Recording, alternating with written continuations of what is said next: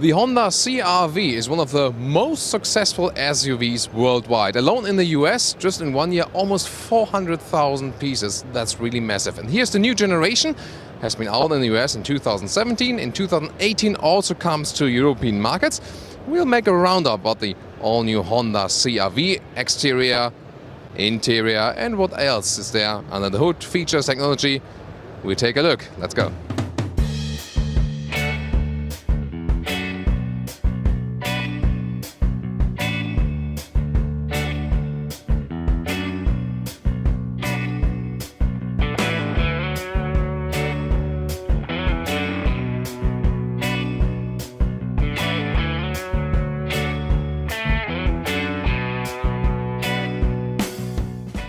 The new CR-V is the same platform than the new Civic, by the way, and you can see in the front is a more harmonic design. First of all, in the predecessor it was basically split in two elements. Here, this round shape, a friendly face, and again one unit now with headlights and front grille. And the front grille has this active shutter technology, so when not so much cooling is needed, the shutters are closed and therefore improving then the wind efficiency. In the lower part you still have this crossover look with a rather rugged plastic fender. And the car is a little bit wider than before. 4.58 m or 15 foot is the total length. It's 6 centimeters longer than the predecessor version. Also the wheelbase has been made long a little bit. We'll check out how that has an effect on the interior. Here then also with massive 18-inch wheels in the two-color scheme. Looks pretty much technology-oriented, so also a special highlight for this vehicle. Of course, all optional. Standard one comes with smaller ones. Then this rugged look here again at the wheel arches. The side profile is dominated by the dropping line. You see in light and shadow at the height of the door handles. And this very characteristic rear angle of the CR-V has been remained a little bit. The shoulders are a little bit wider here, and it looks somehow more elegant also in the side profile. You can see that the taillights are already beginning right here, and they have been changed even more. We'll take a look at that. Now this part has really changed. The taillights now a little bit Volvo-alike, aren't they? You know, with the vertical here and then the horizontal. Overall, it looks more chromish, definitely. So this is really different from the predecessor model. By the way, also the ground clearance is a little bit higher. So plus 4 centimeters, now at 20 centimeters. So for soft off-roading, that's also now more suitable. And there's a little wider track. So you see the whole car is also a little bit wider. You can see that from the rear. And let's take a look at the hatch. So non-electric here with struts. Well, wow, that looks pretty amazing. So pretty square dimensions. Here also with a replacement tire. And then there's this top cover. That is a little bit wobbly, so there's no rail on the either side. But considering that, it's still quite nice. And then let's see, we can also flip the seats with those right in here, with those levers. And yeah, that works. And maybe this one needs a little push. There we are. But the front seat is too much in the front right now. But you can see here you can load things through. So pretty versatile in the use. And I suppose there's also possible to put this one here higher. Yeah, there we go. So you can put this one a little bit higher, and then you have an even loading through surface. That's very well done. Also quality-wise, it has been improved massively. And here, also in the white color, how you like that one? We're here with privacy glass. Looks of course a little bit more spectacular. That won't be happening in real life with this black screen. And this is also the hybrid prototype with a new mild hybrid engine. It's pretty interesting to drive that one too at a later stage. Also see the hybrid logo right there. So what do you think? Which engine will you go for, and also which color would you choose? Let's check the interior in the front. So what do we have here? Looks quite nice. Soft materials at the inside of the doors, should be leatherette. And then it really looks like it's not matte wood, but you know, somehow even out, but it looks real actually. I think it's real wood. Also a nice accentuation, really some premium feeling. Well, those high glossy black, I don't fancy that much. You see it collects a lot of fingerprints there. Not too much space at the inside of the doors here. Shouldn't fit for two big bottles. Then at the inside, of course, base, you can also get fabric seats. I guess in US also leatherette. This one I think is the full animal skin spec. But the interior itself, you see there are completely new seats. Push them a little bit backwards, soon finding my seating position. The steering wheel, we know that basically from the Civic, also with those transparent buttons here, left and right, for example, for cruise control on the right. And then you can see there's a digital screen here now. So you have, at the maximum setup, a 7-inch screen left. You can see here in digital speed. And also a 7-inch screen on the right. So this one would be in the top trim. So infotainment-wise, a big upgrade. And the shifting lever you can see below that has been integrated like a van, like you know, so from the vans, for example, basically integrated in the middle console. Here in this case, the automatic gearbox. But I mean, why not? You can easily access it by this way. Then let's get inside and see how the seat can be controlled and steering wheel and stuff. This one here to manually pump it up. So maybe, you know, just a little bit to sit a little bit more straight. Electric. Then for the lumbar support, then the steering rack right there. So it can be also controlled in the reach. So you can find a good position here. And well, the first impression is that it's actually quite comfortable to sit in. You know, you have this typical high seating position, as you know, from the SUV. And here the back part can also be controlled manually. And it feels actually quite grown up, the CRV. Before that, it was also, let's say, a good standard SUV with a good price-performance ratio. They also intend to keep it that way, so not everyone will buy it in the highest trim level. I think that's also pretty much fine.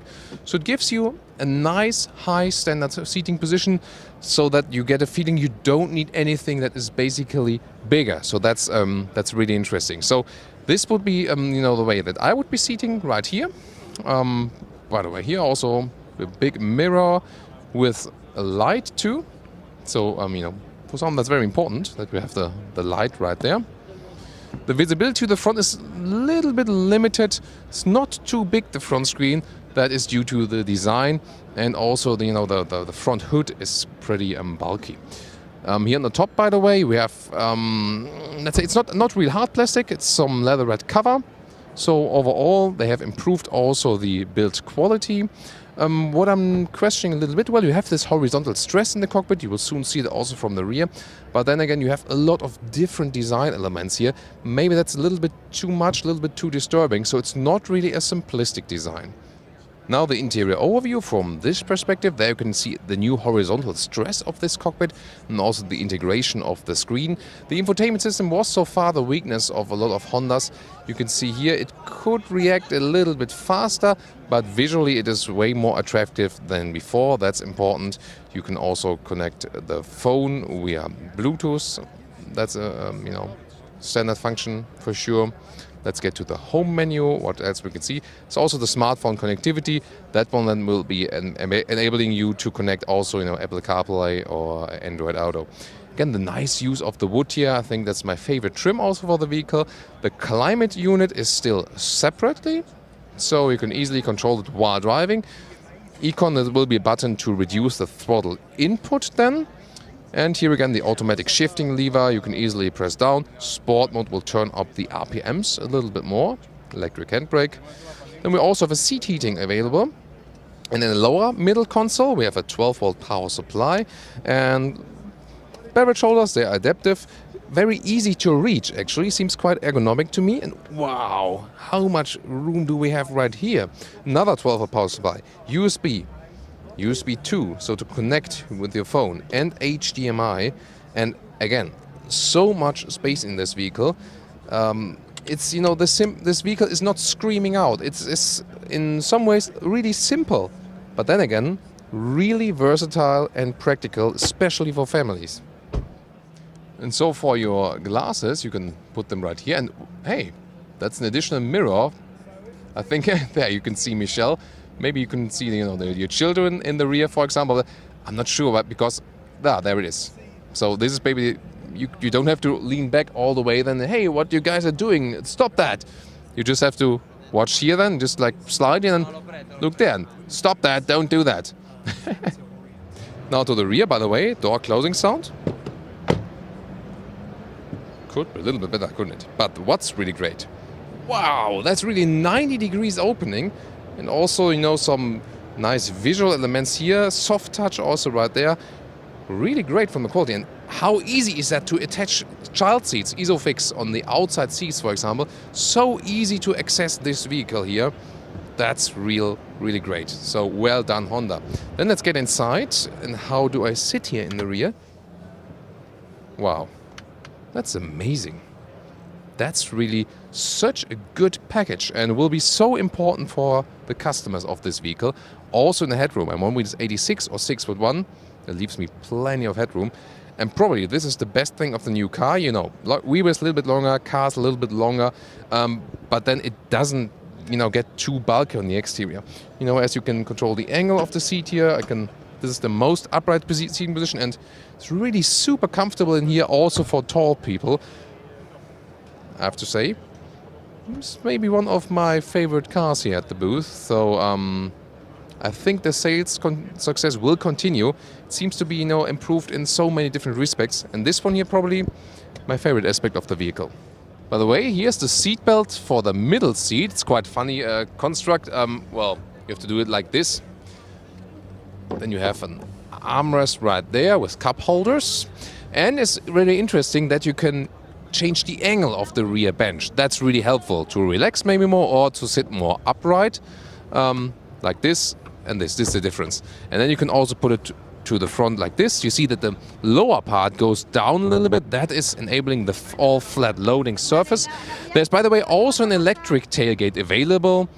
Not the manual here one today, but optional also electric. And what's interesting, this one here is also available now as a 7-seater even on the European market. This one here is the 5-seater today, but you can also get a 7-seater. And, very interesting, 2 USB supplies for the rear passengers. Also, I think, so many good ideas that are basically simple, but just helpful in everyday driving. So, what's under the hood here? Well, no hydraulic struts, so I have to search where... I can't find where I can put it up, so I'll just hold it for a second. Well, this one is the 1.5 turbo petrol engine, 190 horsepower. Mainly for the European market, and for example in Russia you can also get a 2.4 liter natural aspirated engine, also with 190 horsepower, and the new one will also soon be available, a 2 liter mild hybrid, so naturally aspirated with mild hybrid technology with 215 horsepower. So looking forward to drive all of those engines. And now to our conclusion for today, the Honda CR-V. Well, front-wheel drive and all-wheel drive will both be available, also manual gearbox and automatic. They mainly use the CVT automatic transmission. Looking forward how that one has improved. But I think the most important thing as well, exterior wise, just a little fresher basically, looks a little bit more modern, but they have, remained a rather an evolution. The interior with new infotainment optional if you want to have so, upgraded materials, so more quality of materials inside, that you don't have the feeling of driving, a cheap SUV. This is really, a very good standard.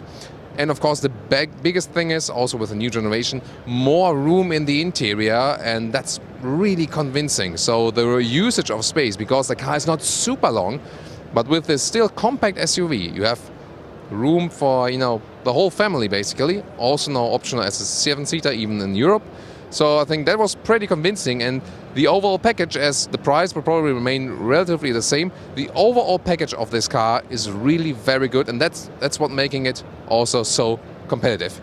So what do you think? Give me the feedback about this vehicle, and let's go on further to more highlights.